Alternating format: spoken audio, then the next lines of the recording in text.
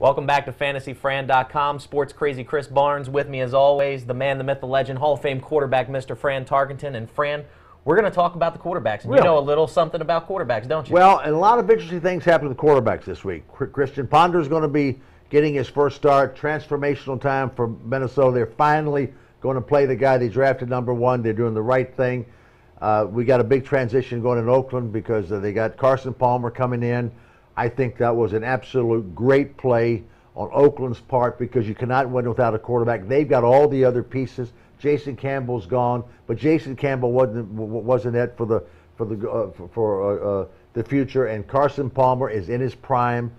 I think he is an elite quarterback. He's not in the top 4, but he is certainly in that next section, and he can take them to the playoffs, and they can be a factor. Now, while you're talking about Carson Palmer, I got to ask, because a lot of people have criticized the move in a way. And they're wrong. By saying that the Oakland Raiders gave up too much, potentially 2 first-round picks. And they're wrong. Okay. Because it's a 1 and a 2, but the 2 only becomes a 1, the second one, if they win a playoff game. Okay. If they win a playoff game, they got it going.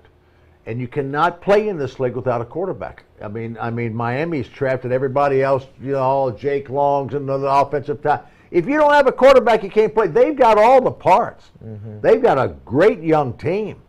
Carson Palmer was a brilliant move for them, and it'll pay off. So let's talk about the quarterbacks this week. #1, let me think. Oh, Aaron Rodgers. You ever heard of him? Aaron Rodgers is.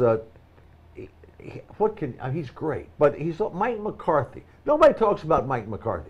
This guy has done a great job with this team as a leader, offensive schemer, spreads the ball around. I love Aaron Rodgers. I love Green Bay this week, playing in a dome, no wind, no rain, in Minnesota against the Vikings, and they got a young quarterback, Christian Ponder. They're going to try to protect him and not let him get in too much trouble, which means that Minnesota won't have much offense, and Green Bay will get on the field a lot. #2, Drew Brees.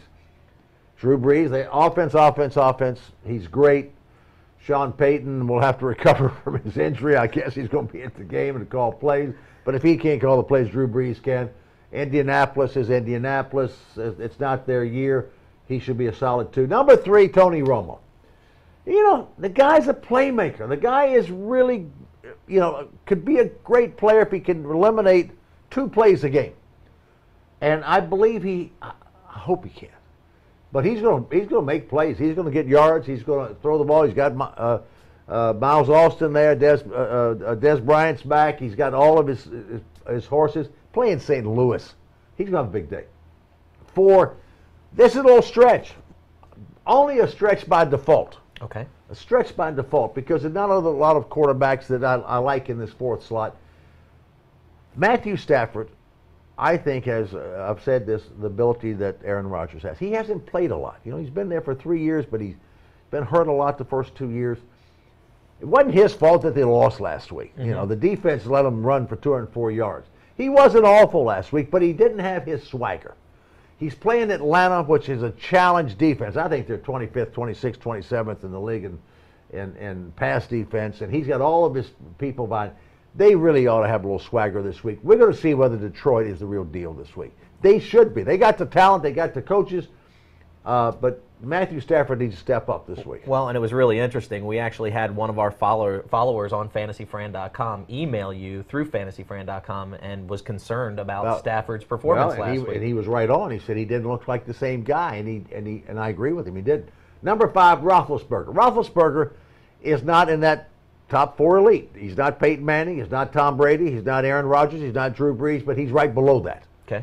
Good, solid player, makes plays, good people around him, playing Arizona. I don't know about Arizona. Arizona, they're a funny team. They're not an elite team by any stretch of the imagination, and just an average team. Pittsburgh and Roethlisberger, he should have a very good day against Arizona. Absolutely, and he was looking Mike Wallace's way all last week, and of course, week before that, 5 touchdowns, had a great week. Yep. You talked a little bit about Christian Ponder, but I got to ask you about Tim Tebow, and actually, folks, it was really interesting. Ed Werder from ESPN was actually in the office the other day, and they actually did a segment with you on Tim Tebow, which is going to air this Sunday. On ESPN pregame, and I talk about quarterbacking, I talk about Tebow, with Ed Werder, and check it out. It was a pretty in-depth thing. You know, the bottom line, I don't know whether Tebow can play or not. And he kind of said, well, you know, they must see something in Tebow. Elway must see something in Tebow, and John Fox. John Fox should see. And I'll say it's quite the contrary. Last year, Elway, who was a brilliant, great, off-the-charts quarterback. Now he's president of the club, and he watched Tebow all last year, and he didn't. He had Fox had Tebow the third quarterback coming out of training camp. Elway is talking to Fox, and they're talking about quarterbacking. So if Fox and Elway had him number 3 behind Kyle Orton Brady Quinn, and Brady Quinn, then they made a decision that Tebow couldn't play. Now they're not making a decision today that Tebow can play. They're hoping he can play because they're getting a lot of pressure from the fans and from the people. Play Tebow. He's the guy that maybe can do it. And they're throwing a Hail Mary pass here. And it's not because they believe in Tebow. Now, they don't have to believe in Tebow for Tebow to be a great player. Tebow has a lot of intangibles. He's big, strong, fast. I don't know. I haven't seen him play. But you gotta let him play to see. I would not be surprised if he can play. I would not be surprised if everybody else is wrong. But they're doing the right thing, playing him so they can decide whether he's got a future there in Denver or not. My only concern is he seemed to have more players when he was at Florida than he does at Denver. He had more talent. He's got 4 wide receivers, or 4 receivers that are in the NFL right now that he played with. One of them was Aaron Hernandez, who's all-world. He had talent, but he's got talent. You know, at the pro game they got talent. We'll find out whether he can play or not. Let him play a whole game and see what he does. And it scares me to know that these guys that have been around football, especially Elway, and they didn't think he could do it. And that hasn't changed. They saw that Kyle Orton couldn't do it. And why'd they have to wait 5 games to see if Kyle Orton can't do it? I mean, Kyle Orton's a nice guy, but he's not an elite player, not with somebody you want to go to battle with. Sure. And so, but they waited this long. We'll see. Well, it'll be interesting to see, and that's an interesting take on it. I like that take on it. But make sure to go ahead and check back in. These are your top 5 quarterbacks for Week 7. Join us next week for all the Week 8 projections. And while you're here on the site, go ahead and click on the projections to read all the comments and have all of the players listed out for Week 7 right here at fantasyfran.com.